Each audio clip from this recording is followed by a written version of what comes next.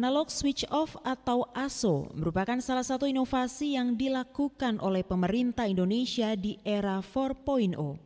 Digitalisasi di bidang penyiaran ini menerapkan konsep improvisasi untuk mengikuti dunia yang terus berkembang. Siaran televisi yang pada mulanya merupakan siaran analog dimigrasikan ke siaran digital.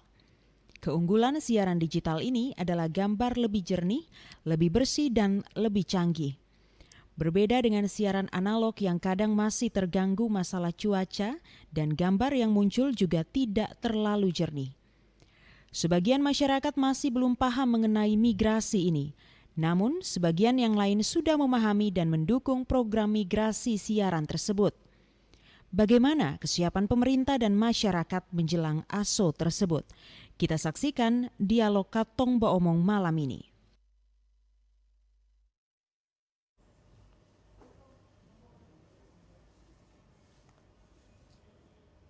Ya, selamat petang dan selamat berjumpa saudara dalam Katong Baomong edisi Selasa 1 November 2022. Dan saudara, seperti yang sudah disampaikan di prolog tadi bahwa mulai malam ini tepat pukul 00 waktu Indonesia Tengah, kita akan beralih, jadi kita implementasi analog switch off atau kita sebut ASO, proses migrasi ke siaran TV digital. Ini dengan sendirinya akan menghentikan siaran televisi analog dan akan berlangsung pada malam hari ini. Sekali lagi, bagaimana kesiapan dari pemerintah dan juga masyarakat. Nah, saat ini telah hadir bersama saya dalam Katong Baomong. Saya perkenalkan dua orang narasumber saya. Yang pertama Bapak Edi Rianto Bau, beliau adalah Ketua KPID NTT. Selamat malam, Bu. Ya, selamat datang. Juga Juga Bung Gusti Brewon. Bung Gusti ini adalah seorang influencer atau yang memiliki konten media sosial. Baik, Ibu Gusti, selamat petang, selamat datang. Selamat petang juga Bung John, selamat petang untuk seluruh pemirsa TVRI di mana saja berada. Ya, dan saudara kami malam hari ini, sore hari ini kami coba mengangkat topik jelang ASO 2 November 2022. Dan mungkin di awal saya ingin ke Pak Edi selaku Ketua Komisi Penyiaran Indonesia Daerah Provinsi Nusa Tenggara Timur. Artinya mau tidak mau, suka tidak suka, pemerintah pusat telah menetapkan bahwa pada pukul 00 malam hari ini kita harus migrasi ke siaran digital. Nah, dari kacamata KPID sendiri, bagaimana kesiapan kita di Provinsi Nusa Tenggara Timur ini? Baik, Bung, seperti yang sebelum-sebelumnya kita sudah sampaikan bahwa ini bukan hal isu analog switch off ini menjadi isu yang sering kita dengar di 2 tahun terakhir. 2 tahun terakhir itu sejak adanya Undang-Undang Cipta Kerja. Undang-Undang Cipta Kerja tahun nomor 11 tahun 2020. Nah, di situ mengatur soal analog switch off dan sebenarnya ini secara ideal itu kita sebenarnya senang atau bersyukur dengan adanya analog switch off ini karena disinilah sebenarnya roh dari Undang-Undang 32 tahun 2002 tentang penyiaran. Di situ mengatur tentang bagaimana demokratisasi penyiaran. Ya, di sana akan muncul yang namanya keberagaman konten dan keberagaman kepemilikan. Artinya konten-konten semakin banyak, kepemilikan media atau lembaga penyiar juga semakin banyak. Nah, di situ akan terjadilah persaingan yang kompetitif dan kita berharap adanya konten-konten yang lebih variatif, yang lebih mendidik, yang lebih menghibur. Gitu. Nah, lebih daripada itu, yang lebih penting adalah bagaimana masyarakat itu di seluruh pelosok menikmati kualitas tayangan yang sama dengan orang yang di perkotaan. Kalau dulu di analog, yang lebih dekat dengan pemancar, tentu dia akan lebih bagus. Tetapi dengan adanya siaran digital ini, masyarakat di pedalaman yang mendapatkan sinyal digital tentu akan kualitasnya akan sama dengan mereka yang di perkotaan. Artinya penyebaran informasi itu akan jangkauannya semakin luas, semakin diperoleh oleh masyarakat dimanapun berada. Nah, pertanyaannya apakah itu sudah terjadi? Apakah itu sudah terlaksana? Nah, faktanya hari ini kalau bicara soal kesiapan, masyarakat kita saya yakin siap. Masyarakat siap. Oke. Ya, masyarakat siap. Kan mereka tinggal menonton dan menyiapkan peralatan Perangkatnya. perangkat yang mereka sudah punya TV, sudah punya antena. Hanya persoalannya sekarang adalah distribusi perangkat tambahan tadi yang namanya set top box. Ya, saya tahu. Ya. Nah, apakah ini kemudian sudah sampai ke mereka? Apakah mereka sudah beli? Kalau bicara soal ketersediaan di pasar, iya ada. Saya sendiri dari toko ke toko di Kota Kupang saya mengecek dan ketersediaannya ada. Nah, yang menjadi persoalan adalah yang set top box yang diadakan oleh lembaga penyiaran juga diadakan oleh pemerintah, dalam hal ini menteri.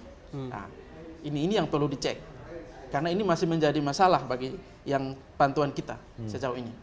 Yang berikutnya kesiapan lembaga penyiaran. Kesiapan lembaga penyiaran. Kita bertanya, kita datang ke mereka. Ya, kami siap, Pak Ketua, teman-teman dari KPID kalau datang menanyakan, ya kita siap.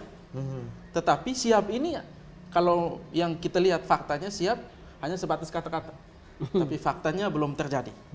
Ya, kondisi hari ini saya sudah mengecek ke beberapa penyelenggara MUX di Kota Kupang, mereka masih posisi simulcast. Simulcast itu artinya penyiaran secara digital dan analog. Bahkan sampai besok pun masih akan terjadi. Nah, Pak Edi dan kawan-kawan ini juga sudah mungkin bertandang ke TVRI, sudah menanyakan hal yang sama. Siap. Karena TVRI sejak 2 tahun kemarin ini kita sudah beralih ke digital. Ya. Nah, kalau tadi kan Pak Edi katakan bahwa masih ada lembaga penyiaran yang belum siap nih. Ya, benar. Lembaga penyiaran itu kalau TVRI tetapi ada lembaga penyiaran yang tidak perlu saya sebutkan karena penyelenggara multiplex ini ada 3 di Kota Kupang ini ada 3 dan faktanya mereka untuk siaran lokal itu belum bisa bersiaran secara digital. Kalau secara siaran nasional digital iya. Makanya besok pun sudah siaran digital penuh pun mereka masih hanya bisa secara simulcast. Nah, kendala yang mereka katakan ketika Pak Edi dan teman-teman turun lapangan, apa yang disampaikan? Kendalanya adalah soal peralatan. Soal peralatan. Ini soal teknis sekali ya. Saya tidak sampai belum memahami peralatan seperti apa, tetapi menurut teman-teman di lembaga penyiaran itu bahwa peralatan itu dibutuhkan agar bisa bersiaran secara digital, khususnya siaran lokal ya. Jadi dapat saya katakan bahwa masyarakat siap, tapi penyelenggara siaran ini yang masih membutuhkan peralatan tambahan agar bisa bersiaran. Tetapi itu hanya untuk siaran lokal. Siaran lokal yang di Kupang, di NTT. Untuk nasionalnya mereka telah siap. Sudah siap, sudah bersiaran secara digital. Gitu. Nah, saya ke Pak Gusti. Sebagai seorang influencer, nah tentunya tadi sudah dikatakan Pak Edi, bagaimana Pak Gusti melihat ISO ini? Ya, ISO ini saya kira satu peluang yang bagus seperti penjelasan Pak Edi tadi. Ya. Jadi memang amanat undang-undang juga 2 tahun ya setelah undang-undang Cipta Kerja paling lambat dia sudah harus running nih siaran digital. Artinya siap atau tidak siap pun kita memang harus siap ya. Kita harus siap bahwa akan beralih. Nah, ini banyak hal positif saya kira ya, banyak hal positif yang ada dan saya kira tadi banyak yang sudah di keberagaman kepemilikan, keberagaman konten itu satu-satu. Nah, saya melihat bahwa keberagaman konten ini akan berdampak secara positif pada tumbuhnya industri kreatif. Jadi kan satu stasiun bisa punya banyak kanal ya. Jadi dengan begitu maka ruang-ruang pada industri kreatif itu juga akan tumbuh. Nah, tapi bagi saya sekarang ini kebetulan ada ketua KPID NTT itu fungsi pengawasan. Ya, fungsi pengawasan pada konten penyiaran yang menurut saya harus lebih dioptimalkan. Kenapa? Karena ini serbuan kemajuan teknologi informasi. Ini filternya memang harus kuat. Dan tentu sebagai sebuah lembaga yang mengemban amanat untuk juga mengawasi konten ya Pak Edi, kita kalau publik sih sebenarnya dia penikmat segala sesuatu. Nah, hampir kadang-kadang ada filter ya syukur, tapi kalau tidak ada filter maka negara atau institusi yang diatur oleh regulasi mengemban amanat untuk bisa mengawasi ini yang harus berperan lebih optimal. Kenapa? Karena ini makin banyak ya. Kita tahu bahwa industri kemajuan teknologi informasi itu seperti pedang bermata dua, Pak Edi. Di satu sisi ada banyak hal tumbuh di sana, tetapi di satu sisi ada juga banyak hal negatif yang bisa saja muncul. Tentu sebagai praktisi media sosial dan beberapa media digital, saya merasa bahwa konten-konten ini akan semakin banyak kan. Ini kesempatan baik. Tetapi kalau tidak diawasi, termasuk sebenarnya kita berharap ada Dinas Kominfo juga ya sebenarnya institusi yang bagaimana berperan untuk melakukan edukasi publik. Kita tidak bisa menghindari bahwa pada ruang-ruang tertentu mungkin ada yang luput atau ada yang sangat multitafsir. Menurut pemilik konten ini kreatif, tetapi menurut regulator ini tidak. Ini justru potensial. Jadi ini ada plus minusnya. Ya, ada. Saya ke Pak Edi. Siap. Kaitan dengan seperti yang dikatakan oleh Pak Gusti tadi, konten semakin banyak berseliweran. Artinya bahwa Bapak sebagai bahwa penanggung jawab Komisi Penyiaran Indonesia daerah, tentunya ini mulai dibuat pusing kepala nih, karena harus mengawasi. Nah, bagaimana arah kebijakan setelah pemberlakuan ASO ini? Betul. Baik, sebenarnya belum ada perubahan yang signifikan. Yang kita lihat sekarang, tadi yang saya bicara di awal soal keberagaman konten apa semua itu tataran ideal dan kita belum tahu saat ini sudah seperti apa. Tetapi faktanya saat ini masih tetap. Jadi hanya semata-mata peralihan Sistem. penyiarannya saja teknologi. Soal kontennya belum beralih. Maksudnya teman-teman itu belum soal konten itu masih seperti yang dulu. Jadi hanya memindahkan dari yang analog untuk bersiaran di digital. Nah, gitu. Nah, kita berharap ketika ini berjalan ada perubahan pembenahan ke depan sehingga yang diharapkan adanya keberagaman konten itu terjadi. Nah, gitu. Bung Gusti ini sebenarnya ini salah satu konstituen kita sebenarnya, teman-teman di influencer ya. Saya dan teman-teman di periode kemarin itu punya program untuk menghimpun teman-teman YouTuber di Kota Kupang. Karena mereka ini mereka menghasilkan konten-konten setiap hari dan dikonsumsi oleh masyarakat. Meskipun belum menjadi ranah kita di KPID, tetapi kita berharap bahwa konten yang diproduksi pun bisa sesuai dengan norma, kaidah dan nah, untuk kita di sini. Untuk Bu Gusti sendiri berapa banyak pengikutnya? Kalau di media sosial di Facebook saya tidak terlalu banyak, 14 ribuan saja, baru 14 ribuan. Tentu juga memang sudah lama ya, saya sudah lama di media sosial, sudah sejak 2000 berapa, sejak ada Facebook itu 2009 2010 saya di lebih banyak di Facebook. Tapi saya akhir-akhir ini memang 2 tahun terakhir ini menggawangi satu grup Facebook yang besar ya, itu grup Facebook Lowongan Kerja NTT, itu hampir 290.000 lah member. Nah, dari situ kan sebenarnya kita mulai mencermati tentang pola dan perilaku pengguna media sosial itu sangat tercermin di situ. Nah, pola komunikasi, konten, bahasa. Tapi bagi saya memang apa yang dilakukan oleh teman-teman di KPID mengajak teman-teman yang aktif di media sosial. Saya bilang influencer sebenarnya rasanya agak berat, tapi sebenarnya kita yang sebenarnya punya pegiat, lebih enak pegiat misalnya sebenarnya waktu.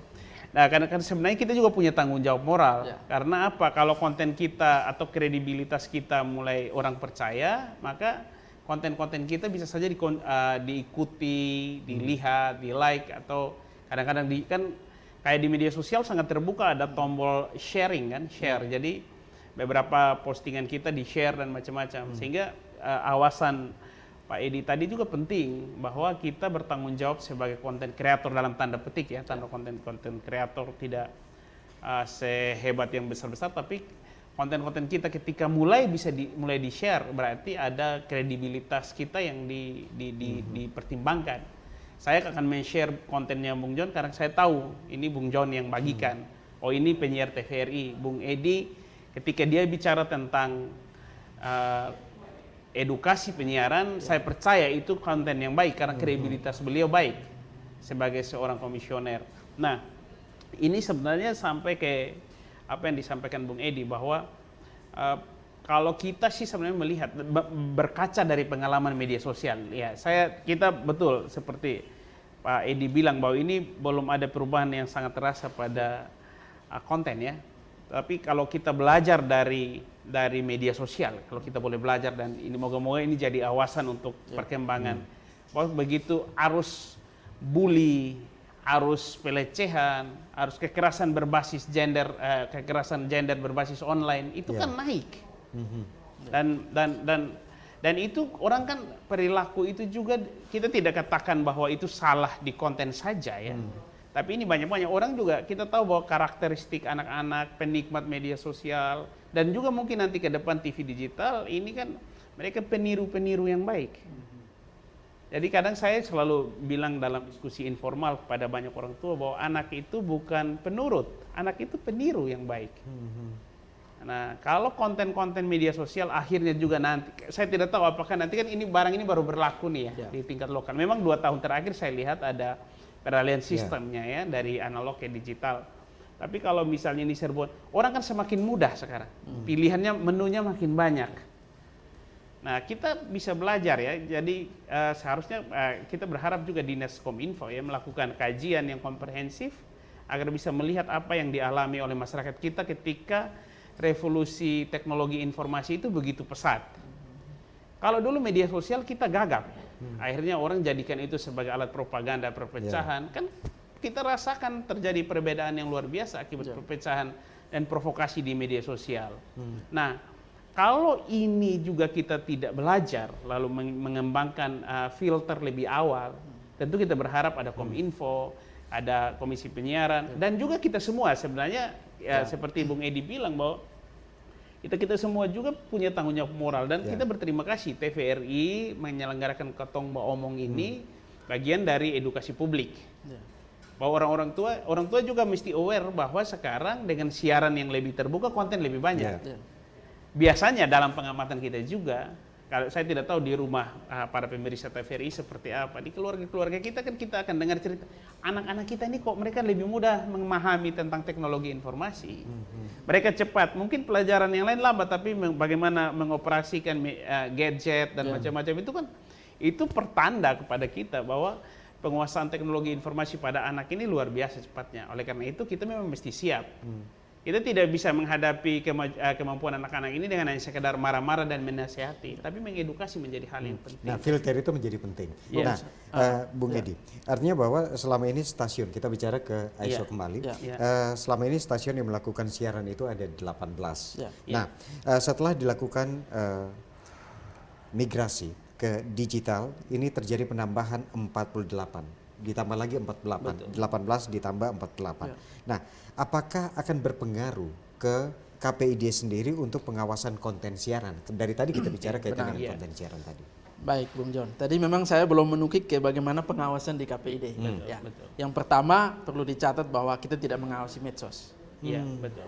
Itu bukan ranahnya kita. Betul. Mungkin suatu saat ketika ada revisi Undang-Undang Penyiaran memberi wewenang kepada KPID, pasti kita akan siap. KPI dan KPID. Itu yang pertama. Yang kedua, KPI dan KPID bukan lembaga sensor. Bukan lembaga sensor, artinya dia mengawasi sesuatu yang sudah tayang. Betul. Ini seringkali saya bicara biar tidak ada miss ya. Sehingga kemudian tidak semua kesalahan itu ditimpakan kepada kita.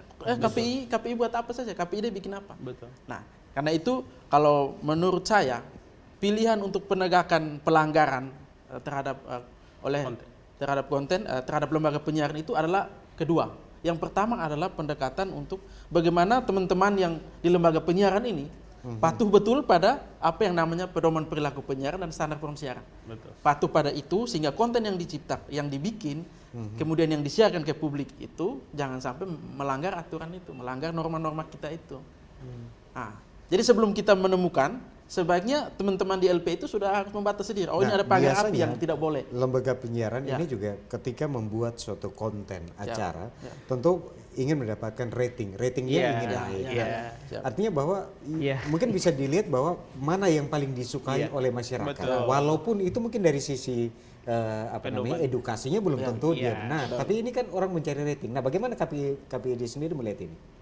Ya, kalau bicara rating itu arahnya ke bisnis ya. Namanya lembaga penyiaran ada unsur bisnisnya. Itu kita tidak melarang itu. Tetapi kita tetap mendorong agar konten-konten yang dibuat, yang disiarkan itu tetap patuh pada P3 SPS tadi. Ya terserah kalau memang kebetulan acara TV-nya disukai dan ratingnya bagus itu baik. Dan kita support itu. Tetapi jangan kemudian demi mengejar rating, segala norma, segala peraturan sekarang yang diatur dalam P3SP itu kita abaikan. Oke, itu yang harus diperhatikan oleh lembaga penyiaran. Saudara, Katong Baomong akan kembali dengan 2 orang narasumber saya setelah pariwara berikut ini. Tetaplah bersama kami.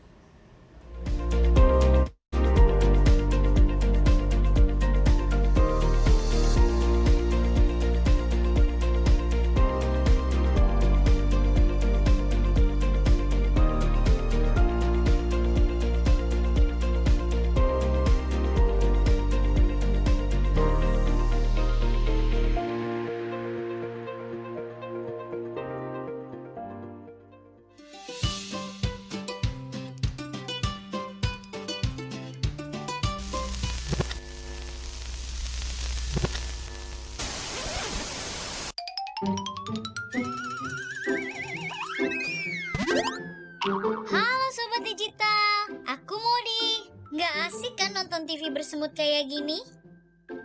Ayo segera beralih ke TV digital. Bagaimana ya kalau TV kita belum TV digital?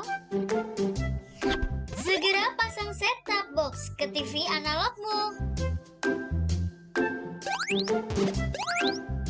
Yuk coba lihat sekarang. Gambarnya lebih bersih, suaranya lebih jernih, yang pasti canggih dan banyak programnya. Ayo, segera beralih ke TV digital. Bersih, jernih, canggih. Yuk nonton siaran televisi digital. Bagaimana ya cara menangkap siaran televisi digital? Pertama, pastikan di daerah Anda sudah ada sinyal siaran televisi digital. Kedua, gunakan antena UHF di dalam atau di luar rumah Anda. Ketiga, pastikan televisi Anda sudah dilengkapi penerima siaran digital DVB T2. DVB T2 merupakan jenis sinyal yang digunakan Indonesia dalam penyiaran televisi digital. Keempat, pilih autoscan, lalu pindai televisi Anda. Bagaimana jika televisi Anda masih analog? Pasangkan set-top box, televisi Anda otomatis menangkap siaran digital. Bersih gambarnya, jernih suaranya, canggih teknologinya. Halo Sobat Digital, kenapa ya harus nonton siaran TV digital? Walaupun sama-sama menggunakan teknologi digital, siaran TV digital tidak sama loh dengan TV streaming yang melalui internet, TV kabel, dan TV satelit. Siaran TV digital adalah bukan TV streaming yang menggunakan kuota internet, bukan TV kabel yang membayar iuran setiap bulannya, dan bukan TV satelit yang menggunakan antena parabola. Siaran TV digital itu gratis loh. Masih menggunakan antena UHF biasa. Bila televisi di rumah kamu masih analog, pasangkan set-top box dengan teknologi DVB T2. Yuk beralih nonton siaran televisi digital. Bersih gambarnya, jernih suaranya, canggih teknologinya.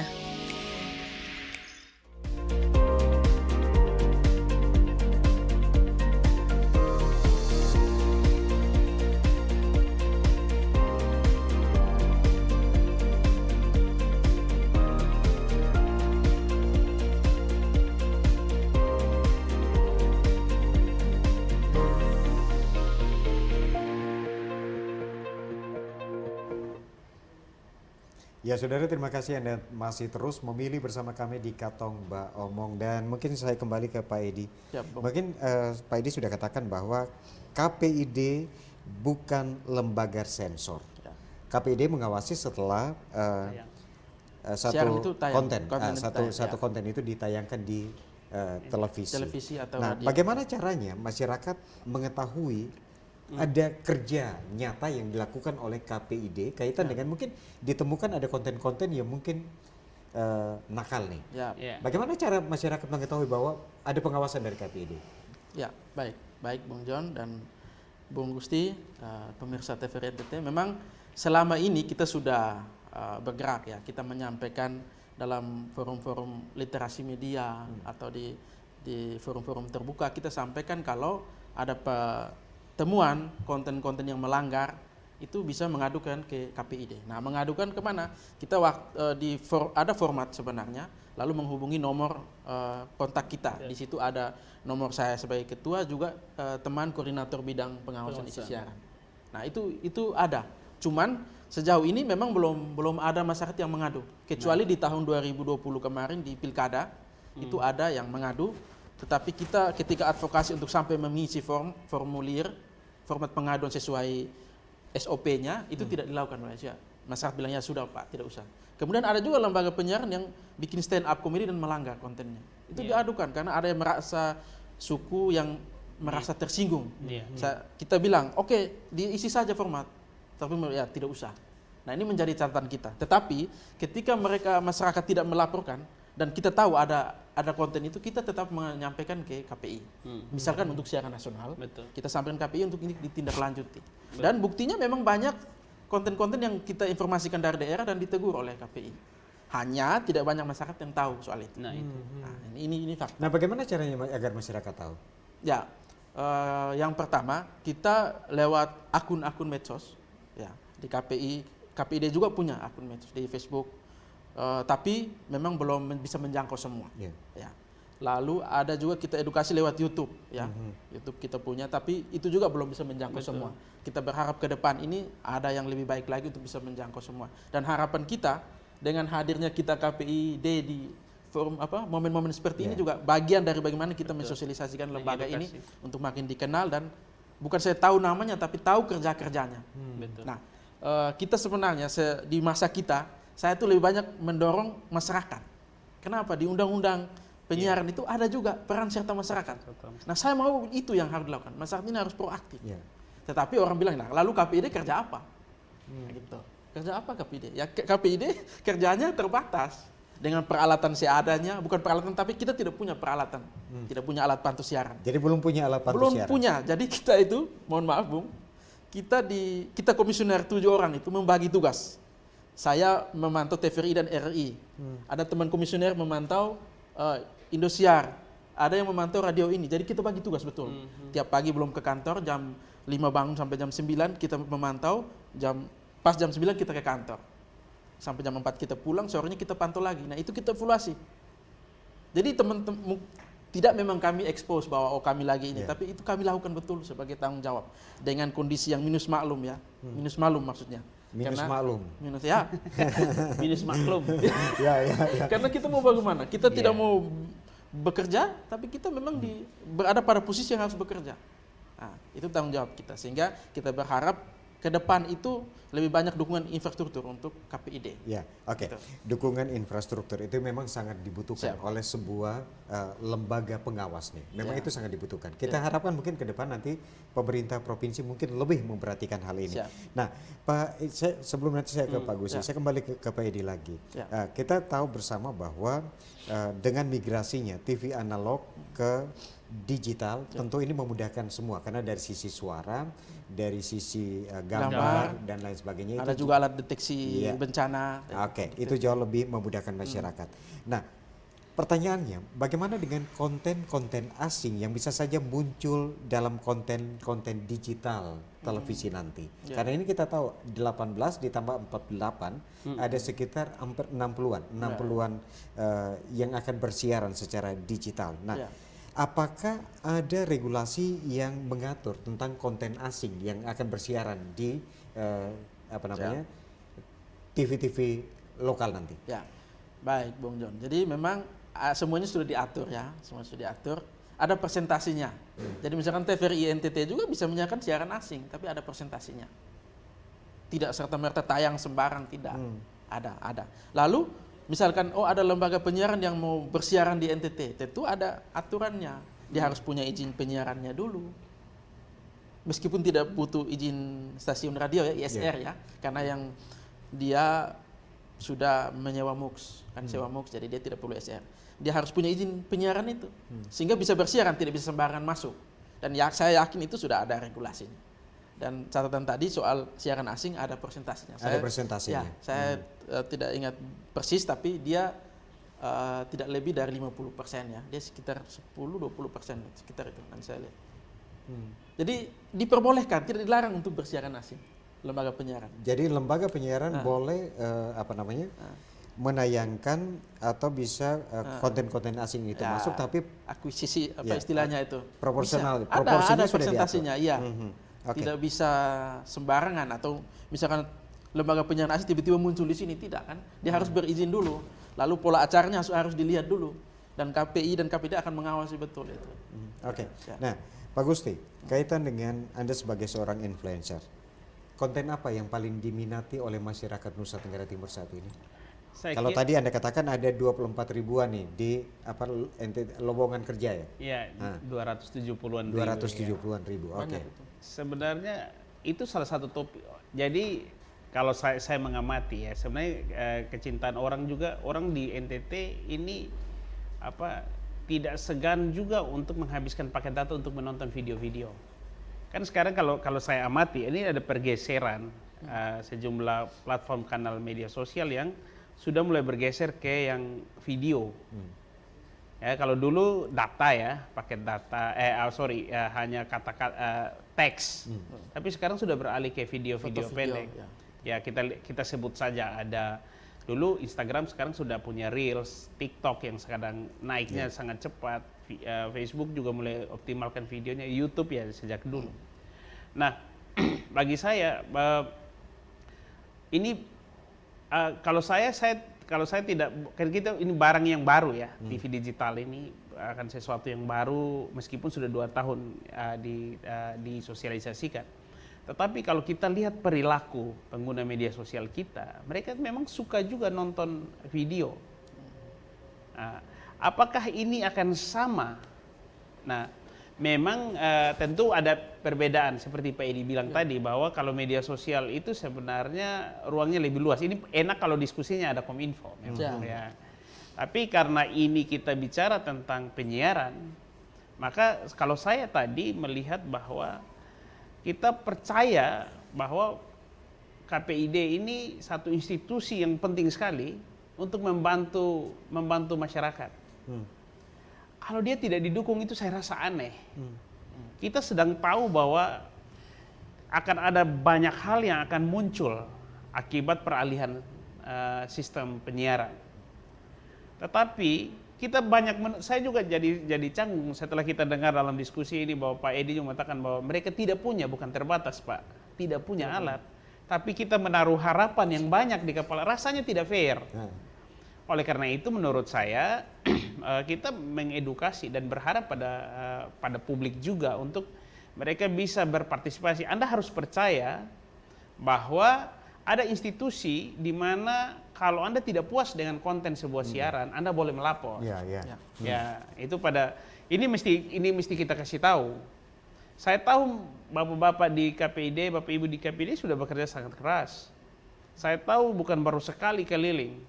Tetapi kita tahu bahwa daya jangkau mereka juga pasti terbatas. Apalagi karakteristik kepulauan kayak NTT. Baru keluar kota Kupang saja saya kok tidak yakin bapak-bapak sudah bisa menjangkau 51 kelurahan kan begitu. Mau pakai Facebook mau berapa kuat? Mau pakai ini. Meskipun sebenarnya itu juga tidak boleh membuat, lalu kalau kita tidak punya dukungan, lalu kita tidak bekerja, itu juga. Jadi ini juga kita kembalikan kepada masyarakat, bagaimana juga masyarakat proaktif ketika melihat konten yang tidak. Ya, tentu itu terjadi kalau masyarakat juga kita edukasi bahwa dia punya hak untuk mengadu. Nah, Pak Gusti, aspek pengawasan dari tadi kita bicara kaitan dengan pengawasan, ini menjadi sesuatu yang sangat penting. Dari kacamata Pak Gusti sebagai ini kita sebut pengamat lah, penggiat sosial, media sosial. Bagaimana sebuah sistem pengawasan perlu dibangun dalam era digital saat ini? Saya kira paling pertama itu kita mulai dulu bahwa kita mengedukasi publik bahwa ada lembaga pengawas yang namanya KPID. Kalau masyarakat tidak tahu hal yang paling mendasar ini, elementer, kita mau ngomong yang lain agak rumit. Pak John, saya, dan kita semua pemirsa TVRI yang ada di mana saja yang menyimak dialog kita mesti sadar bahwa ada institusi yang namanya KPID dan mereka sangat responsif jika kita melapor. Dan jangan khawatir juga untuk melapor, karena tentu KPID saya tidak tahu, nanti Pak Edi yang harus menjelaskan kepada kita bahwa tentu sebagai pelapor kita dilindungi. Ya. Karena kadang-kadang kan kita nih masyarakat, jangan bayangkan masyarakat perkotaan, Pak. Masyarakat kita kamu berurusan dengan media yang itu udah langsung di back mind-nya itu kan langsung merasa berurusan dengan sesuatu yang sangat besar. Industri. Ya, jadi hal-hal ini yang boro-boro mau lapor, Pak. Dia tahu bahwa dia punya hak untuk melapor saja itu rumit. Nah, bagaimana Pak Edi menjawab ini? Jadi begini, meskipun ada formatnya, kalau ada format itu diisi dan identitas orang itu jelas, itu menjadi pengaduan masyarakat. Tetapi kalau sebatas informasi saja dan yang memberikan informasi kita tidak mau tampil, itu menjadi temuan KPID. Iya. Itu sudah jalan selama ini. Cuman mungkin masyarakat yang belum tahu, karena itu di momen itu ini pun kita sampaikan. Betul. Bahwa masyarakat itu perlu tahu haknya untuk mendapat informasi yang benar, layak, berimbang, dan kalau tidak mendapatkan itu bisa mengadukan ke KPI dan KPID. Gitu. Tapi dilindungi. Dan informasinya narasumber apanya kita tidak akan sampaikan, dan itu akan kita ambil alih tanggung jawab sebagai temuan KPI dan KPID. Kecuali dia mengisi format identitas jelas, itu menjadi pengaduan masyarakat. Begitu. Dan saya rasa pengaduan itu tidak akan berdampak fatal untuk. Ya, tapi saya yakin tidak akan ini, karena yang diadukan adalah konten-konten yang melanggar oleh lembaga penyiaran televisi dan radio. Nah, bukan oleh yang di medsos ya, Pak. Kembali saya ingin bertanya ke Pak Edi kaitan dengan kita berikan stressing nih. Mengapa KPID diperlukan oleh Nusa Tenggara Timur ketika kita beralih ke TV digital? Saya kira itu. Ya jawabannya sederhana. Karena di NTT ada lembaga penyiaran, ada TV dan radio. Kalau itu tidak ada, ya tidak perlu ada KPID. Betul. Karena KPI dan KPID itu yang diberi wewenang oleh undang-undang untuk mengawasi konten-konten, mengawasi lembaga penyiaran. Terlepas dari medsos apapun itu belum. Karena banyak juga yang bertanya ke kita. Ada yang lebih banyak loh. Minta maaf Bung Gusti, Bung John. Banyak yang menyampaikan ke kita soal berita-berita di media online, di media massa cetak, di medsos, di YouTube. Mereka justru berkonsultasi ke KPI dan kita menjelaskan dengan baik tanpa mengambil tanggung jawab bahwa ini kewenangan kita, tidak. Kita menjelaskan bahwa kalau ini arahnya ke undang-undang ITA, ya toh, undang-undang. Kalau ini ranahnya KPI. Kalau mengadu soal TV dan radio, itu tepat. Dan juga TV dan radio bukan sembarangan, TV dan radio terestrial yang menggunakan spektrum frekuensi radio. Kalau TV online, radio online itu di luar ranah kita. Nah, ini perlu jelas dulu sehingga jangan sampai ada campur aduk, karena tahun kemarin kita bikin kegiatan. Ada dari institusi teman-teman di kepolisian juga bertanya, ini kenapa kok sekarang makin banyak berita hoax di Facebook, di apa? Kenapa KPID ini bergerak sampai di mana? Kita jelaskan bahwa itu bukan ranahnya kita. Tetapi kita punya tanggung jawab real untuk menjelaskan, untuk menyampaikan, untuk mengedukasi masyarakat bahwa kalau ini terjadi, ini ranahnya di kepolisian, lapor ke polisi. Nah, Bung Gusti, penggiat media sosial, banyak berita-berita berseliweran di media sosial berkaitan dengan hoax yang sebenarnya juga bukan ranahnya KPID, tapi KPID sudah mengambil alih nih. Sedikit menjelaskan kepada masyarakat. Nah, sebagai penggiat media sosial untuk influencer yang lain di luar sana, ketika menaikkan suatu berita harus seperti apa sih? Sebenarnya sederhana saja. Itu kan panduan utama adalah Anda ingin diperlakukan seperti apa. Itu kata kuncinya. Kalau Bung John ingin diperlakukan baik, buatlah konten yang baik. Kalau Bung John tidak ingin dibully, maka caranya juga kita jangan membuli orang. Kita kan ingin dihormati, maka hormatilah orang, kan begitu. Itu sebenarnya ini hukum tidak harus di media sosial ya. Tapi itulah. Tapi kalau saya sih sebenarnya menaruh harapan pada KPID itu kan sebenarnya terkait dengan konten yang kita diskusikan sore hari ini, yaitu lebih mudah memang mengedukasi hanya 48 atau 90-an atau sampai 60-an channel televisi. Jelas alamatnya di mana, itu lebih mudah dibanding kita mengedukasi seluruh masyarakat yang rumit. Kan lebih baik tertibkan mereka. Karena begini juga Pak Edi, pedoman penyiaran itu kan publik kan tidak tahu. Kan itu pedoman bagi mereka para pelaku lembaga TV penyiaran. Ya harus pastikan aja mereka jalan on the track. Ya. Tetapi memang seperti yang Bung John tadi sampaikan, godaan tentang industri, majunya industri, hiburan, clickbait dan macam-macam itu sangat menggoda. Sehingga konten yang kadang-kadang kita juga kadang-kadang bingung karena prime time kita kalau kita keliling seluruh media-media itu diisi dengan, ya kita ngerti ini industri kan, tapi kan industri kan tidak bebas nilai. Dia bukan sesuatu yang ada di ruang hampa kan, ini ada dalam ruang yang juga milik publik. Karena dia menggunakan ruang publik, frekuensi kan milik publik, berarti harus ada tanggung jawabnya juga. Makanya ada yang namanya pedoman penyiaran. Maaf, ini domainnya Bapak. Sebenarnya saya tidak boleh bicara. Tapi sebagai pegiat media sosial, saya tahu betul ini bukan ranahnya KPID, tetapi kita belajar dari apa yang terjadi di media sosial. Bahwa industri maju pesat, tidak terkendali. Nah kalau hari ini nanti ini dia berkembang, peralihan yang akan kita mulai jam 00 nanti ini, ya kita berharap bahwa pelajaran pahit dari media sosial, kan dari media sosial berkembang banyak hal.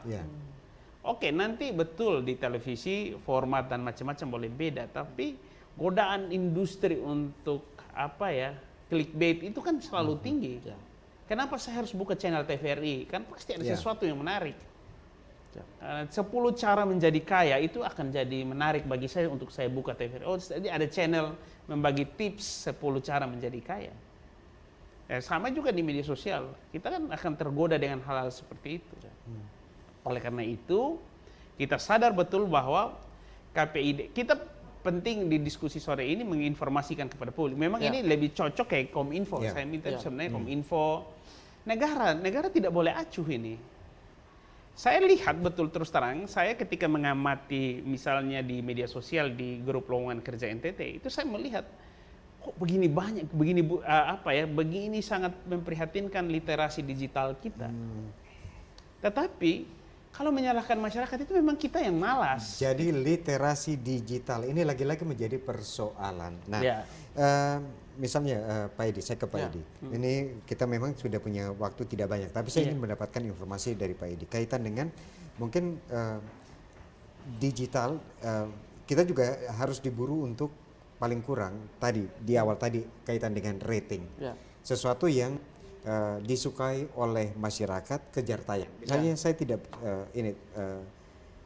TVRI ketika ada satu program acara, dia harus presentasi di berbagai tempat, dari dalam sampai keluar ke DPR dan lain sebagainya, sehingga terkesan bahwa lembaga penyiaran publik TVRI itu menjadi lembaga yang sangat kaku karena kita harus melewati berbagai proses dan hasilnya juga sangat, orang anggap bahwa kita sangat membosankan. Tapi bagaimana dengan bermunculan lagi media televisi baru yang akan bersiaran lewat kanal digital ini. Nah, kaitan dengan mungkin kejar tayang tanpa ada mungkin presentasi ke sana sini. Kan tiba-tiba KPID, karena ini bukan lembaga sensor. Baru menemukan setelah ada laporan. Nah, ini bagaimana melihat ini? Baik, jadi saya kira ini kita perlu optimis ya. Kenapa saya bilang kita perlu optimis? Karena sejauh ini di masa kami saya melihat untuk lokal sendiri pelanggarannya minim sekali.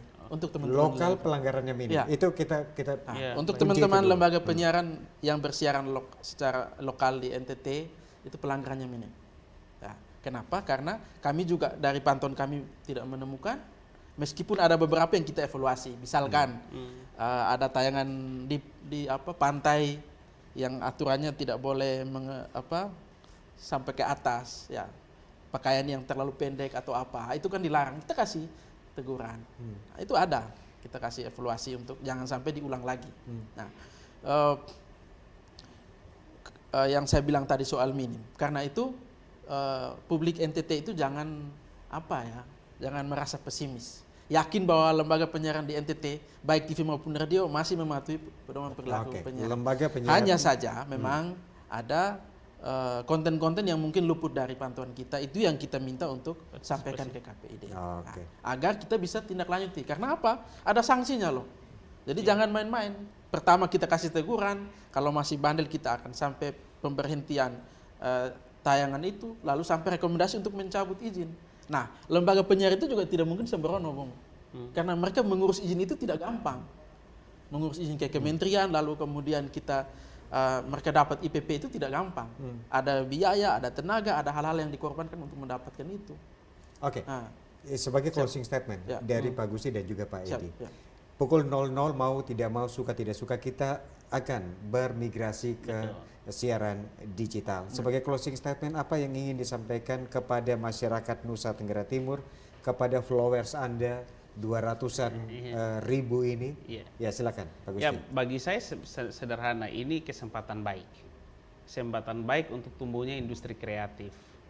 Industri kreatif yang tentu akan berdampak pada kehidupan ekonomi banyak orang. Sehingga manfaatkanlah transisi ini, peralihan ini untuk hal-hal yang positif. Kemudian kita juga mengedukasi kepada publik agar kita juga bisa berperan aktif untuk menyampaikan atau melaporkan jika Anda menemukan konten-konten yang menurut Anda ini bermasalah. Silakan mengadukan ke KPID, dan KPID saya kira tadi Bung Edi sudah menyampaikan bahwa mereka akan merespon, menindaklanjuti sesuai dengan mekanisme yang sudah diatur dalam regulasi. Kita percaya bahwa ruang publik, frekuensi itu juga ruang publik, yang mana harus kita manfaatkan secara positif bersama-sama. Penyedia siaran, lembaga penyiaran harus bertanggung jawab untuk mematuhi pedoman penyiaran. Negara dalam hal ini melalui institusi yang berkaitan dengan komunikasi informasi bertanggung jawab untuk melakukan edukasi publik yang tidak boleh berhenti. Dan memang edukasinya juga harus kreatif. Memang saya kadang-kadang, mohon maaf Pak Edi, kadang-kadang konten edukasi kita ini datar sekali. Konten edukasi datar. Pak Edi, kita punya waktu sangat terbatas, 1 menit sebagai closing statement, apa yang ingin disampaikan? Baik, saya koreksi dulu Bung John bahwa bukan malam ini ya, karena tanggal 2 November pukul 24.00 waktu Indonesia Barat. Artinya kita di NTT baru di tanggal 3 dini hari jam 1. Itu kita beralih siaran dari analog ke digital. Saya lebih pada lembaga penyiaran. Teman-teman di LP, sambutlah ini, juga masyarakat NTT sambut ini dengan sukacita. Teman-teman LP tidak usah mencari bahwa ini harus begini, ini merugikan. Tidak, harus menyambut ini sebagai suatu hal yang baik untuk pertumbuhan industri penyiaran yang baik. Oke, saya ucapkan terima kasih untuk Pak Edi dan Pak Gusti. Saudara, demikian perbincangan kita dalam Katong Baumung untuk edisi kali ini. Sebagai masyarakat Nusa Tenggara Timur, mari kita sambut kehadiran TV digital karena kita bisa menikmati siaran-siaran mungkin kualitasnya jauh lebih baik dari saat ini. Dan saudara, demikian perbincangan kami atas nama kerabat kerja yang bertugas. Kami ucapkan terima kasih atas perhatian Anda. Selamat malam dan sampai jumpa.